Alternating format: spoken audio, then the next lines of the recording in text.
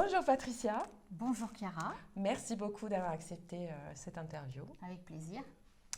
Alors Patricia, on va réparcourir un petit peu ton histoire de reconversion, qui est aussi une histoire de multiples évolutions vers un projet qui est devenu de plus en plus précis au fur et à mesure des mois, on va dire. Et on va commencer un peu par cette année 2017 en fait, où tu es sur Annecy C'est ça. et tu es chef d'entreprise, Oui. toute seule. Tu gères une agence d'événementiel Oui. à destination donc des entreprises Tout plutôt. à fait. Mhm. C'était déjà un changement de vie, puisque je changeais de carrière après 20 ans dans la même boîte. Donc là, c'était à 50 ans déjà un nouveau saut dans le vide. C'est ça, parce qu'avant, tu étais... À l'office de tourisme du lac d'Annecy. D'accord, Pendant ok. 20 ans. Donc salarié, Salarié, dans une structure... Tout voilà. à fait. Ok.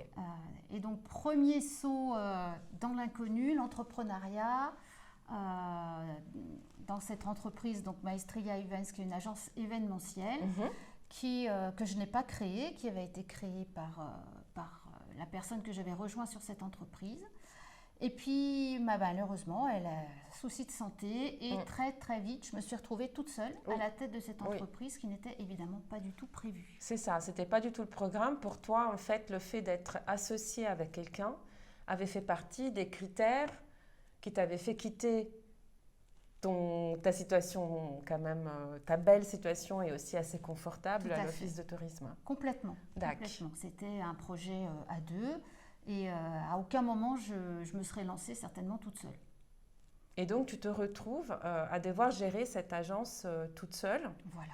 Est-ce que dans cette situation qui est assez inconfortable, parce que c'est pas ce que tu voulais, il y avait néanmoins des aspects, on va dire, positifs ou voilà, que tu pouvais valoriser quand même malgré cet imprévu. Ah bah la première valorisation, c'est que plonger dans le grand bain sans y être préparé, et bah ça oblige à développer très rapidement plein de compétences. Oui. Et de découvrir même des compétences qu'on ignorait avoir. Et en ça, bah, je pense que ça m'a permis de grandir beaucoup plus vite dans cette place de chef d'entreprise qui n'était pas du tout imaginée au départ.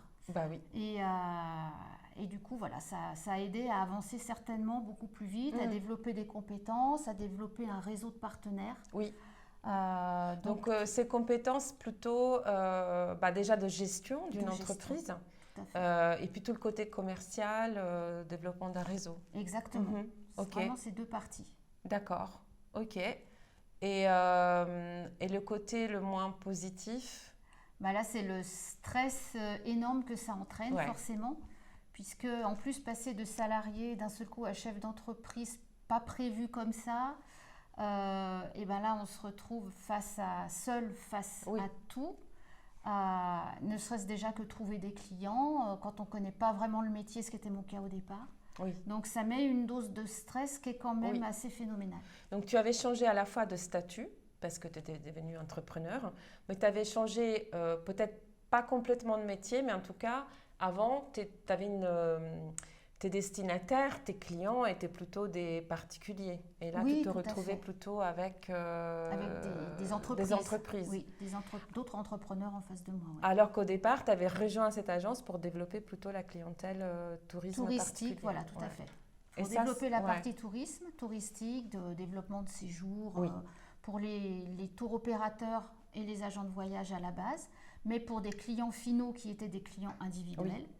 Et finalement, la clientèle que j'avais en face de moi, c'était pas du tout ça, c'était des entreprises. Donc ça n'avait rien à voir en fait. Et ça t'a manqué de ne pas avoir cette même clientèle d'avant Oui, parce que c'était vraiment mon cœur de métier. Et c'est ce que j'avais quand même réfléchi au moins une bonne année avant de rejoindre l'entreprise. Et donc, c'était vraiment avec ce projet de développer touristiquement des programmes, de faire découvrir la région, vraiment d'un but 100% tourisme, et que je ne pouvais absolument pas mettre en place dans le cas présent. Non. Donc oui, ça m'a Tu manqué. pouvais pas, pourquoi? Alors par manque de temps, par manque... Ben parce que en fait, du coup, ce qui faisait bouillir la marmite, Ouais. Le c'était fonds de commerce, on va vraiment dire. le fonds de commerce, c'était vraiment les entreprises, Ouais. les team building, les séminaires, etc. Dans lequel j'essayais malgré tout d'inclure une partie Oui. tourisme, Oui, oui. mais la partie tourisme, j'ai essayé de la développer, mais n'ayant que 2 mains et un cerveau, Ouais. voilà, c'était pas possible de C'était tout pas faire. possible. Et donc tu es resté à cette place jusqu'à 2022, donc 5 ans. Oui, 6 même. Ouais, 6 6 même, ans. exact. Qu'est-ce qui t'a maintenu, peut-être Ouais. même bloqué avec le recul Avec le recul bloqué, oui, certainement. Voilà, à cette place. Eh bien, parce que à cette personne que j'ai rejointe dans l'entreprise, je lui ai fait une promesse, puisque malheureusement elle est disparue, et je lui avais fait la promesse de garder l'entreprise et de continuer. Et ben, finalement, je me suis tenue à cette promesse, et il était hors de question pour moi d'arrêter, de tout changer, etc., par fidélité finalement. Sauf que c'était pas ce que j'avais prévu de faire au départ, ce qui fait que j'étais pas vraiment alignée avec ce que je voulais faire. Non. Et donc, au bout de 6 ans, voilà, c'était devenu trop lourd. Voilà. Et je me sentais de plus en plus éloignée de ce que je faisais. C'est ça. Et donc, du coup, t'es arrivée, moi, c'est là où, en fait, bon, je te connaissais d'avant, mais là où on s'est rencontrés, on va dire, pour le démarrage de cet accompagnement qu'on a eu ensemble, parce que tu étais épuisée, en fait. Moi, je ce souvenir, effectivement, de t'avoir vu vraiment... Là, on te voit pleine de vie, comme dans ces jolis tableaux qui te représentent si bien. Mais voilà, début 2022, c'était pas le cas. Ah non, c'était pas le cas du tout. Non, non, j'étais vraiment au ras des pâquerettes. J'avais déjà prévu de m'arrêter 1 mois parce que je me sentais vraiment fatiguée. Ouais. Les derniers événements que j'avais gérés, ça avait été vraiment un fardeau. Je ne sais pas si je peux dire le mot, c'était vraiment un fardeau. Oui. Et là, je m'étais dit, bon, là, je baisse le rideau pendant 4 semaines, il faut que je me repose. Et j'avais entrepris donc un bilan de compétences avec Christelle et avec le module avec toi, qui m'apportait déjà beaucoup. Mais voilà, la fatigue me disait qu'il fallait que je fasse un petit break de 4 semaines. C'est ça. On va voir par la suite combien ça a duré ce break. Alors, à ce moment-là, donc, tu rentres en bilan, tu commences à réfléchir à des options pour la suite, en ayant finalement pris conscience que il fallait s'éloigner de cette situation, qu'il fallait quitter cette place. Quelle était ta première idée de reconversion? Alors, ma toute première idée de reconversion, mis à part la liane à laquelle je m'accrochais pour l'agence en disant je vais faire une agence à mon image, oui, etc., c'est vrai, il y avait cette version-là aussi, c'est vrai. L'autre partie que j'avais imaginée, c'était d'avoir un petit camion itinérant et d'avoir une épicerie itinérante. Oui. Pour aller amener un peu de vie, de service dans les villages un peu isolés, pour les personnes isolées, créer du lien. D'accord. Donc ça, c'était un petit peu le premier projet qui aurait pu effectivement continuer à nourrir ton envie d'être avec les gens, d'amener de la vie, de l'animation. Voilà. Ok.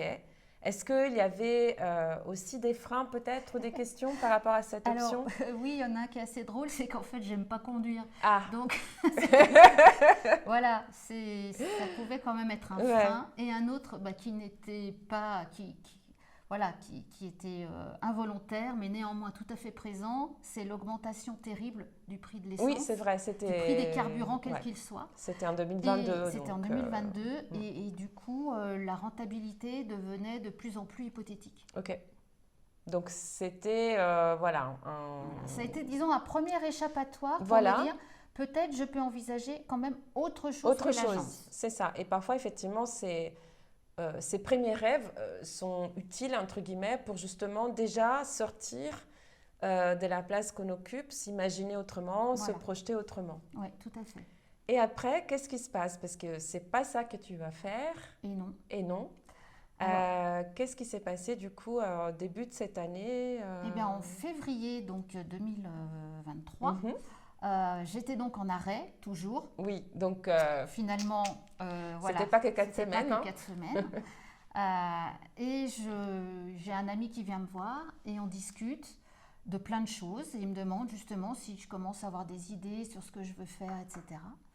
Et je lui parle de mon petit camion itinérant. Oui, voilà. À un moment dans la conversation est venue chambre d'hôte, je ne sais pas comment, mais en tout cas j'ai prononcé le nom. Je lui dis voilà, bon, il y a des petites choses qui se dessinent, mais pour l'instant c'est très très flou.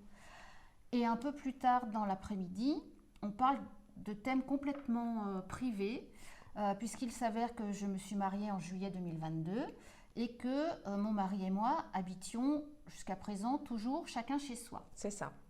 Ce qui est un peu particulier, mais c'est comme ça. À ma demande, je dois bien le dire.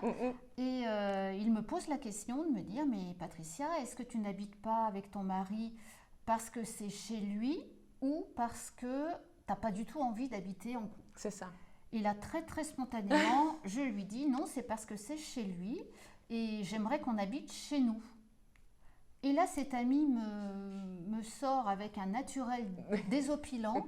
Et bien alors, Patricia, la chambre d'hôte, c'est l'idéal. Ça regroupe le pro et le perso. Ouais. Et comme dans les dessins animés, j'ai une ampoule au-dessus de la tête qui s'est allumée. Mais oui, mais c'est bien sûr. Ouais. Et depuis, l'idée m'a plus lâchée, en fait. C'est ça. Qu'est-ce que tu as ressenti à ce moment-là? Est-ce que... en fait, un soulagement, une clarté Mais complètement. J'ai eu l'impression que les planètes d'un seul coup s'étaient alignées, que je voyais la lumière au bout du tunnel. Et que, en fait, la réponse à tous mes questionnements depuis plusieurs mois était là, en fait.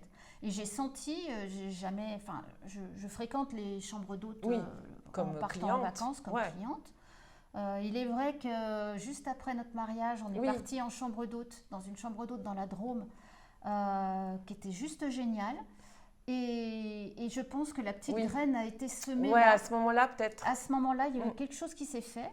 Mais c'était totalement occulté par tout le reste. Et de là, vraiment, j'ai plus réussi à penser à autre chose, en fait. Ok. C'était devenu C'était devenu le focus. La lumière au bout du tunnel. La lumière. Et quand j'essayais de trouver autre chose, ça me ramenait toujours finalement à la chambre d'hôte. D'accord. Ok. Et donc là, effectivement, tu commences à te projeter dans ce nouveau projet. Ouais. Est-ce que là aussi, il y a eu des freins, des peurs ou des obstacles que tu as pu voir entre toi et la réalisation de ce projet? Eh bien, alors c'est pas un obstacle que j'ai vu, mais c'est le fait que je suis mariée. Exact, comme on a bien le dire. Voilà, comme on vient de le dire. Et du coup, il était impossible d'avoir ce projet seul. C'est ça. Donc, encore fallait-il que mon mari ait envie de se lancer dans l'aventure. C'est ça. Alors, petite parenthèse, en fait, pourquoi tu ne pouvais pas le faire seul ici, dans la région d'Annecy, où tu habites et où ton mari habite aussi? Parce que le prix de l'immobilier est tellement exorbitant que ce n'est pas possible. C'était pas possible. D'autant que pour vivre d'une chambre d'hôte, il faut qu'il y ait au moins 4 à 5 chambres. Ok, donc c'est une grande donc c'est une propriété. Grande demeure, une grande propriété. Donc ça, c'était non négociable.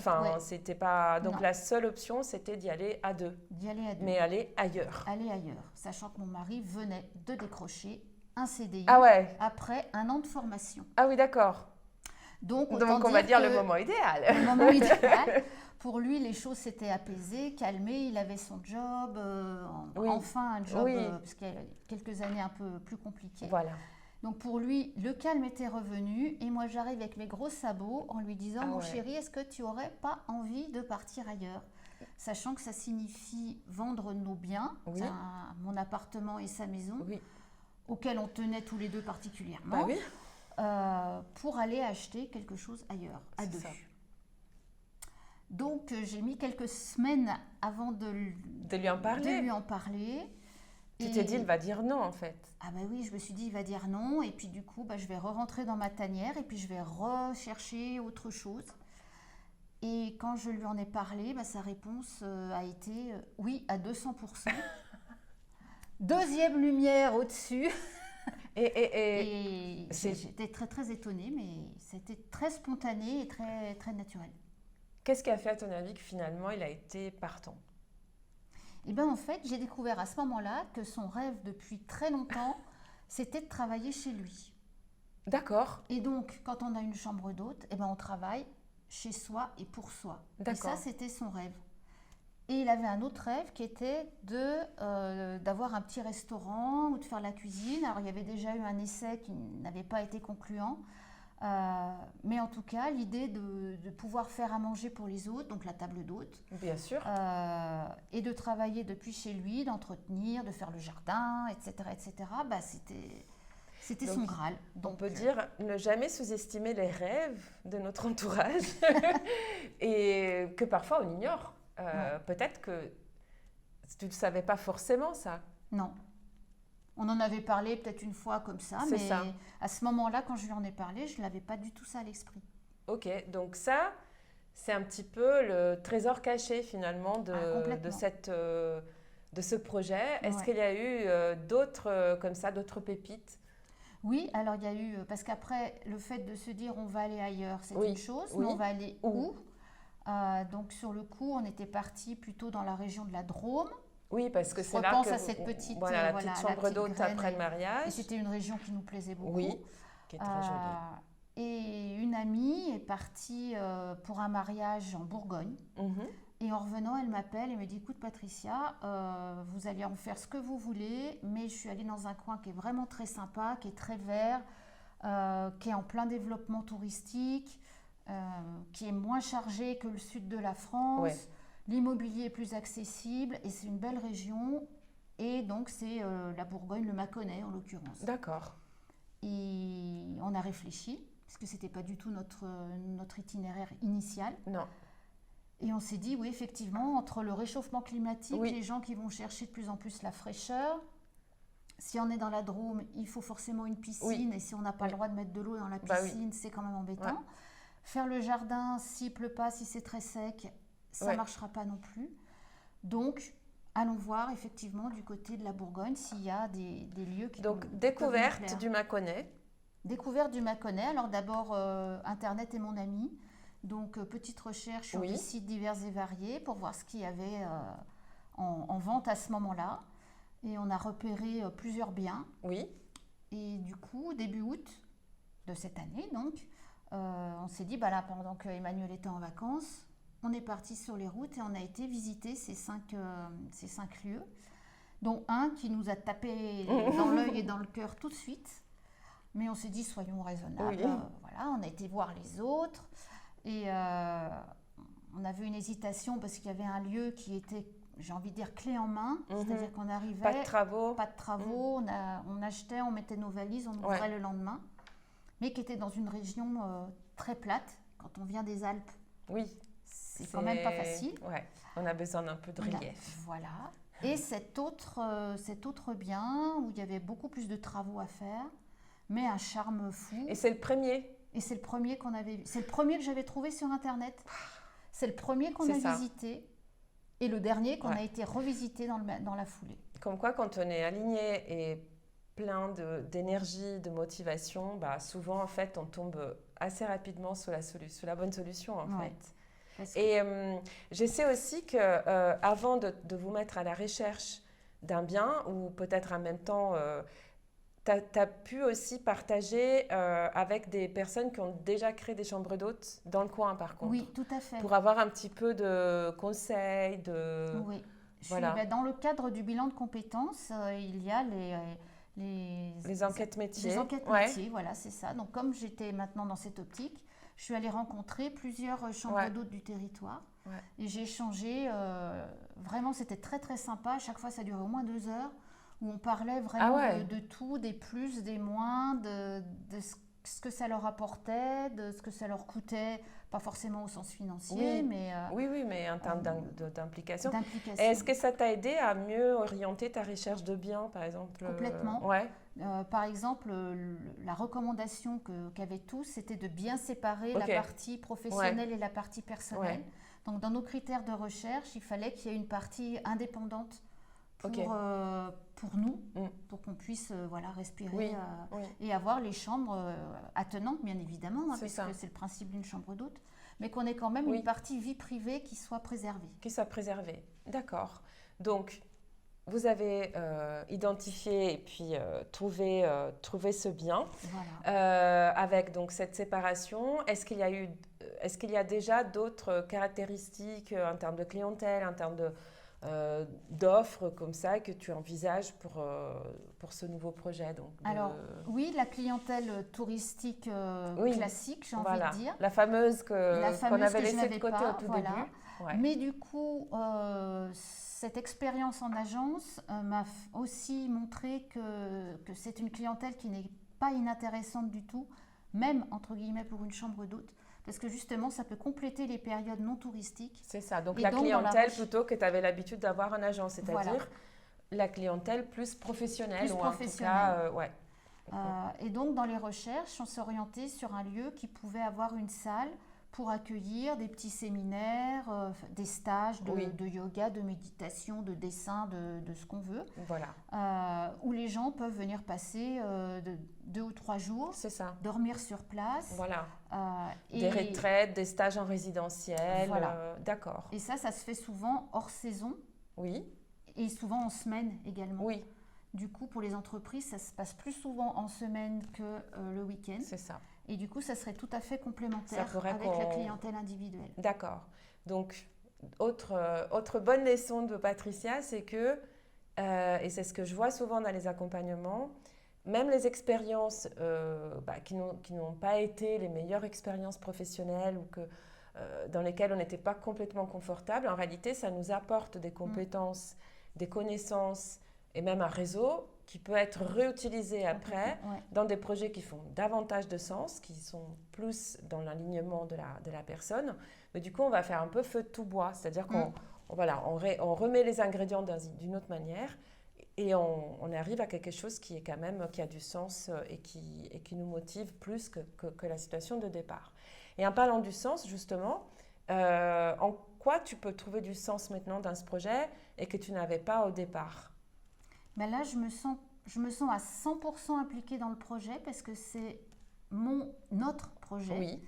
Je ne sais pas reprendre le projet de quelqu'un. De quelqu'un d'autre, absolument. Là, c'est vraiment notre bébé, si j'ose dire. C'est ça. Et en plus, ça a toutes les valeurs d'accueil, de faire du bien, d'apporter du bien-être aux gens, d'être un peu à leurs petits soins. Bon, c'était aussi ma caractéristique dans tous les séminaires que j'ai pu faire jusqu'à présent. On dit que je suis toujours aux petits soins. Donc voilà, j'ai envie de continuer cette partie. Mais avec une autre clientèle qui va être moins importante en nombre, c'est plus confidentiel. Alors peut-être que c'est utopique et peut-être que quand, dans le concret, il y a certainement aussi des cas qui ne sont pas toujours aussi idylliques. Mais en tout cas, ça nous ressemble beaucoup plus maintenant. Oui. Je fais ça parce que j'ai l'impression d'avoir vécu un entonnoir depuis toutes ces années qui m'amène maintenant à j'ai vraiment envie de faire ça. C'est ça. Comme si c'était des tout petits ruisseaux. Ouais. Et maintenant, ça a convergé dans le bon ruisseau. Tout à fait, ouais. Et c'est super. Et du coup, tu as mis combien de temps entre le moment où en fait tu as commencé à prendre des arrêts et tu sentais que ça allait plus dans ton agence de départ et le moment où vous avez signé le compromis de vente Eh bien, je me suis arrêtée en janvier 2022. L'idée de la chambre d'hôte est arrivée en février et on a signé fin septembre. D'accord. Donc, beaucoup nous ont dit vous êtes fous. Qu'est-ce qui vous arrive ? Et qu'est-ce que tu leur réponds ? Eh ben, je leur réponds que non, c'est que si ça se fait aussi vite, c'est que ça doit se faire. On a trouvé le lieu, on n'a pas galéré pour trouver un lieu. C'est pas un lieu qu'on a par défaut, c'est un lieu qui nous a vraiment touchés. Donc voilà, on est tous les deux d'accord. Et voilà, et en fait, je réponds rien. Je dis non, c'est comme ça nous plaît. Et aujourd'hui, comment tu te sens alors ? Eh bien, j'ai retrouvé le sourire. Bah oui. Retrouver l'envie. Je témoigne. Retrouver l'envie aussi, que je n'avais plus du tout sur l'entièreté de mon métier d'avant. L'enthousiasme, la peur est étrangement totalement absente.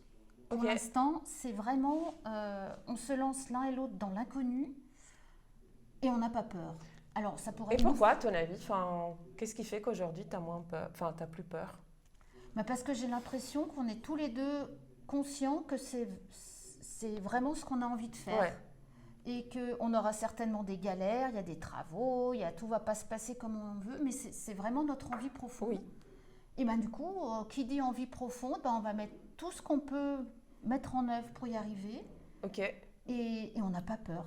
Je ne peux pas expliquer plus que ça pourquoi j'ai pas peur, mais... Je crois que c'est un peu le mélange entre le fait que votre projet est visiblement viable, d'autant plus que vous achetez une chambre d'hôte qui fonctionnait déjà auparavant. Oui, c'était déjà une chambre d'hôte, tout à fait. Qui a donc potentiellement déjà une clientèle. Ouais. Voilà, c'est pas une création en fait de zéro. Plus le fait que ça correspond tout à fait en fait à vos envies, vos besoins et vos valeurs profondes. Ouais. Et du coup, réalisme plus alignement égale je n'ai plus peur. Donc, c'est une bonne recette, je pense. Voilà. Ok. Est-ce que pendant toute cette période, alors, tu as parlé du bilan, on va en parler juste à la fin de l'accompagnement dont tu as bénéficié, mais est-ce qu'il y a eu d'autres activités ou loisirs, passions ou intérêts qui t'ont soutenu dans ce cheminement? Est-ce que, je ne sais pas, comment, parce que tu t'es quand même sortie d'une situation d'épuisement assez importante. Qu'est-ce que tu as mis en œuvre pour t'en sortir, en plus de tout ce travail sur ton projet professionnel? Comment tu t'es un peu aidée, ou fait aider? Alors, il y a une aide médicale qui est en cours, que je ne cache pas. C'est un petit cachet. Voilà. Mais parfois, c'est nécessaire d'avoir cette béquille. Bien sûr. Et quand j'en aurai plus besoin, je l'arrêterai. Mais là, ça m'a permis justement d'avancer. D'avancer, ouais. Et prendre soin de sa santé mentale, se libérer de ces stéréotypes ou de ces croyances vis-à-vis de ce genre d'aide, parce que pour une période limitée, peut vraiment changer la donne. Et puis, j'ai fait beaucoup de balades. J'ai beaucoup été dehors. J'aime ça. Au maximum, avec mon chien, sans mon chien. Les animaux aussi, ouais. Balade avec le chien et sans le chien. Voilà. J'ai fait, je me suis mise un peu au yoga, à la méditation. Ok. Ça fait beaucoup de choses. Au pilates. Pas tout dans la même journée, mais déjà faire une de ces choses, c'est bien, je pense. J'ai continué la course à pied, parce que ça me relâche. Oui. Et voir des amis, même si c'est toujours une période où on se renferme un peu sur soi et on n'a pas trop envie de rencontrer du monde, mais voilà, j'ai quand même gardé des liens, bien évidemment. Donc, tu es en train de dire que c'est peut-être un peu normal aussi, pendant ces périodes de changement dans lesquelles on se remet quand même pas mal en question, ou on remet en question peut-être des choix qu'on a pu faire dans le passé. Peut-être dans ces périodes, c'est un peu moins facile de s'ouvrir aux autres, ou en tout cas d'avoir une vie sociale très nourrie. En tout cas, c'est mon cas. Je ne dis pas que c'est le cas de tout le monde, mais moi, j'ai eu besoin de me mettre un petit peu en retrait. D'accord. Donc, j'ai continué à voir mes amis, etc. Mais certainement moins souvent qu'avant. D'accord. Mais j'avais besoin de ce moment pour moi, en fait. J'ai beaucoup lu aussi. D'accord. Alors, soit des livres un peu sur le développement personnel, etc. Et puis de bons vieux romans divers et variés. Mais maintenant, du coup, j'en ai toujours un en cours. Alors que jusqu'en 2022, je lisais très peu parce que j'avais plus le temps. D'accord. Et donc, c'est une nouvelle habitude. Je ne prenais plus le temps. Qu'est-ce que ça t'apporte de lire un roman que donc avant, tu ne le faisais pas? Alors, j'ai toujours aimé le faire. Mais j'y arrivais plus parce que j'avais plus le temps. J'avais plus le temps, j'étais fatiguée, j'avais plus la force de lire. Et là maintenant, il n'y a pratiquement pas un soir où avant de me coucher, je lis. Je lis et quand je commence à relire 3 fois la même phrase, je me dis ça y est, c'est bon, hop, je ferme, à demain. D'accord. Et est-ce qu'il y a un livre, un roman ou un livre de développement personnel qui t'a particulièrement touché ou apporté, nourri? Alors, j'ai bien aimé, le nom des auteurs, pardon, je les retiens jamais. Je le mettrai dans la description. Mais j'ai bien aimé le 3 kiffs par jour. Oui. Que j'ai mis en pratique. C'est vrai? J'ai tendance, on met en pratique au début, puis après, on laisse aller. Mais sur le moment, en tout cas, au moment où je l'ai lu, ça m'a vraiment aidée. Et puis, il y avait aussi de Natacha Calestrem. Ouais, j'ai le nom. Sauf que j'ai plus le titre. Je crois que c'est l'énergie. Les clés de... Oui, voilà, ça aussi les je clés de mettrai. l'énergie. Ouais, je connais. Alors là, c'est très particulier. C'était pas, je vais pas dévoiler, mais c'était pas du tout ce à quoi je m'attendais. Oui. Mais vraiment pas. C'est un peu... comment dire? Un peu ésotérique. Oui, Ok. voilà. Alors que quand moi, les clés de l'énergie, je pensais qu'on allait me dire il faut manger ci, il faut Oui, manger c'est ça, ça. il faut faire ci, il faut faire ça. Les C'est postures pas... de yoga. Voilà, c'est pas du tout Non, ça, c'est mais autre chose. ça m'apporte beaucoup aussi, Ok. là, toujours au quotidien. Oui. Et donc, toutes ces activités, ces lectures t'ont apporté donc de l'énergie, ton petit Ouais. à petit... Ça m'a apaisé le cerveau, j'ai envie de dire. Ça Ok. faisait baisser le niveau de stress. Ok. Parce que quand on est, bon, je peux employer le terme de burn-out, c'est ainsi qu'en tout cas ma médecin a qualifié la chose, on n'arrive plus à réfléchir. Non. Tout prend un temps fou. Ce que je faisais en 2 heures au travail, il me fallait 3 jours pour le faire. Et on est épuisé et on n'avance pas et puis on s'énerve parce qu'on n'avance pas. Et donc toutes ces activités, j'ai senti que ça faisait baisser le niveau de stress en fait. Oui. Et ça me permettait de voir plus clair. D'accord. Ok, super. Donc plein de conseils aussi pour surmonter ces périodes qui sont à la fois grisantes, mais qui peuvent être aussi, en tout cas parfois, peuvent partir d'un moment de grand épuisement. Donc aller vers un nouveau projet en partant d'un épuisement, voilà, il faut quand même mettre en place toute une série de pratiques, d'activités ou d'aides pour pouvoir y arriver en bonne santé et jusqu'au bout. Et là, je fais justement attention à ne pas épuiser trop vite les réserves que j'ai commencé à refaire dans ce nouveau projet. Parce que j'aurais tendance à foncer tête baissée et à repartir dans mes vieux travers. Et il ne faut pas. D'accord. Donc, tu as aussi fait donc, un bilan de compétences. Ouais. Tu as choisi la formule, donc un partenariat entre Ardel Itinérance et Actime, avec Christelle, donc Actime dont le siège est à Chambéry, mais qui a aussi des activités sur Annecy. Et tu as donc fait cet atelier de 2 jours avec moi. Donc c'était fin de l'année, donc il y a un an à peu près, donc fin 2022, au moment où tu étais quand même bien fatiguée. Bien fatiguée, on va dire. Est-ce qu'il y a eu des moments ou des exercices créatifs, des techniques qui t'ont particulièrement marqué ou aidé lors de cet atelier? Donc, tu veux raconter un petit peu Alors, il y a eu 2 moments qui m'ont particulièrement marqué. L'un, c'est la marche qu'on a fait, qui est une marche lente. Oui. Très lente. Oui. Et sur le coup, au début, j'ai eu énormément de mal avec le rythme. J'avais toujours envie d'avancer, j'avais l'impression de m'ennuyer, je ne trouvais pas ma place. Et pour moi, sur la première partie, la moitié de l'allée, c'était très inconfortable. Et je ne comprenais pas pourquoi, parce qu'en plus, on était dans un cadre très sympa. Voilà. Et au bout d'un moment, là aussi, l'apaisement a commencé à se faire. Il s'est mis à neiger et j'ai retrouvé mon âme d'enfant. J'étais en train de sauter la bouche ouverte pour attraper les flocons. Et là, je me suis dit, voilà, profite du moment. Et en fait, je me suis rendu compte que je ne savais plus profiter du moment. Donc là, ça m'a vraiment remis un peu les pendules à l'heure, à dire que rien ne sert de courir. Voilà. Il faut savoir profiter, respirer, regarder, toucher, etc. Oui, la lenteur, en fait, elle incommode pas mal de mes stagiaires. Pas tous, mais une bonne partie, surtout que ici, on est à Annecy, donc effectivement, on a l'habitude, on court, certains font du trail, des randos assez techniques. Et là, il faut juste marcher très, très lentement dans des endroits qu'ils connaissent, dans lesquels ils vont justement courir. Donc, c'est un peu bizarre. Mais ça permet justement d'aller dans la profondeur.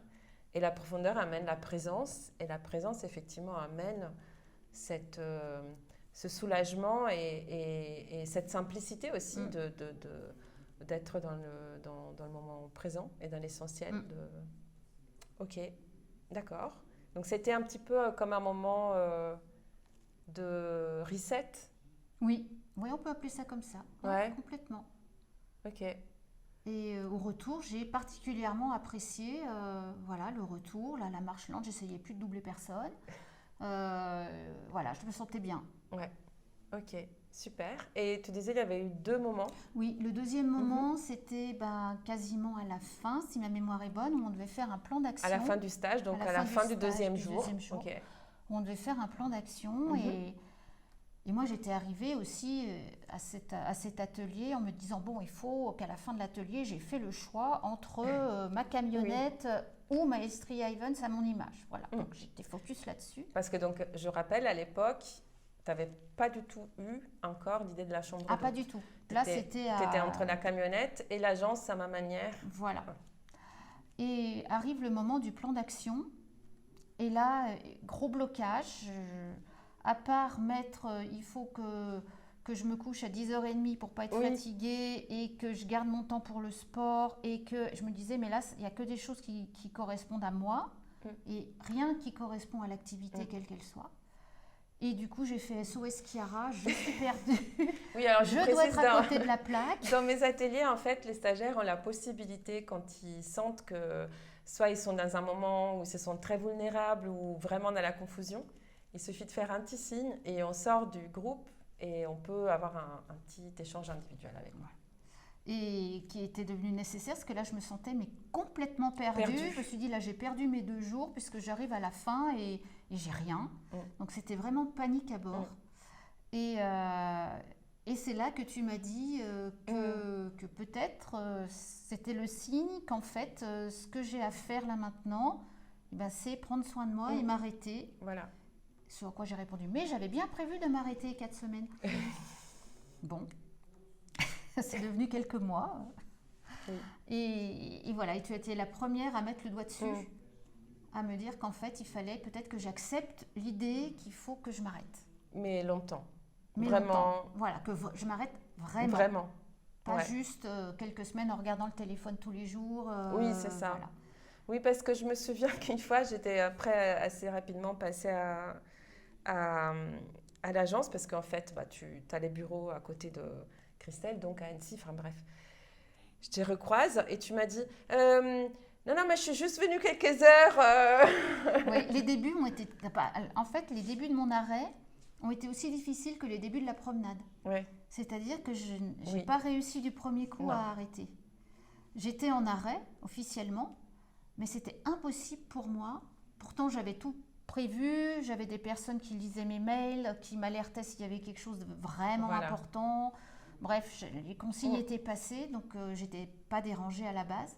Mais de moi, je n'arrivais pas à m'arrêter. Ouais. Et ça m'a pris bien 3 mois avant de vraiment commencer à lâcher prise et à passer une journée sans regarder mon téléphone. C'est ça.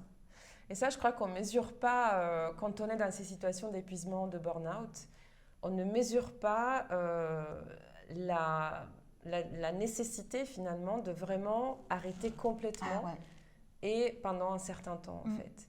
Et d'ailleurs, c'est aussi très très difficile.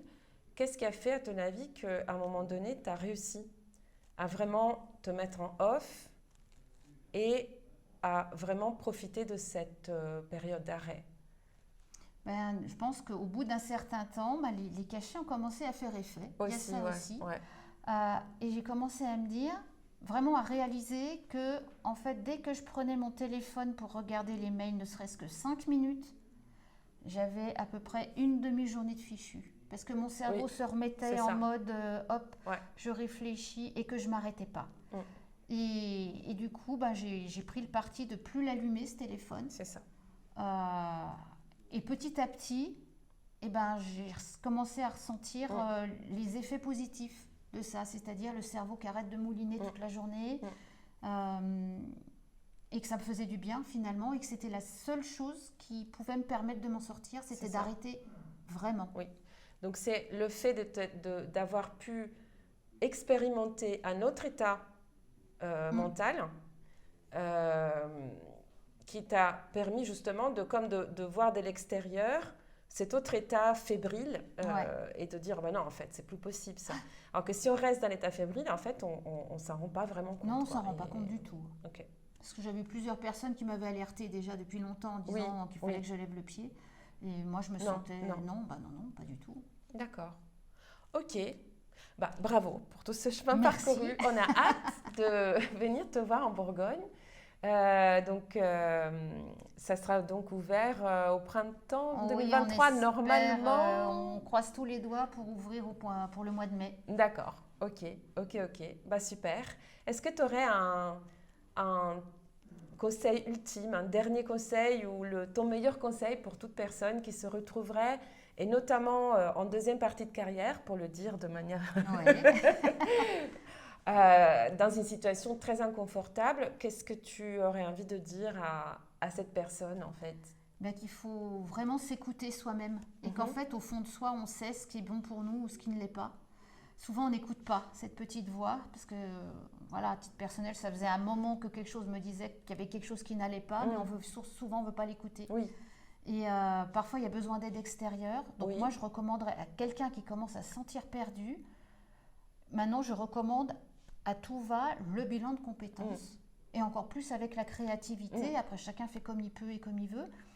Mais je trouve que le bilan de compétences, c'est vraiment une aide très, très importante qui ouvre des horizons qu'on n'a pas tout seul. Et il faut aller chercher de l'aide. Alors, bon, il y a le bilan de compétences, il y en a certainement plein d'autres. Mais je dirais de ne pas hésiter à aller chercher de l'aide à l'extérieur, de ne pas s'enfermer soi-même sur son... C'est ça. Sur son mal-être. De se mettre à un endroit et de prendre le temps pour que cette petite voix soit entendue, qu'elle puisse s'exprimer et que petit à petit elle puisse se matérialiser dans un beau projet. Et voilà. Et puis souvent on a des ressources, je pense, en soi qu'on ne soupçonne pas forcément. Et un regard extérieur peut aider effectivement à les recenser et à nous les faire reconnaître. Super. Et un grand merci Patricia. Merci Chiara. Et à bientôt en Bourgogne. À très bientôt en Bourgogne.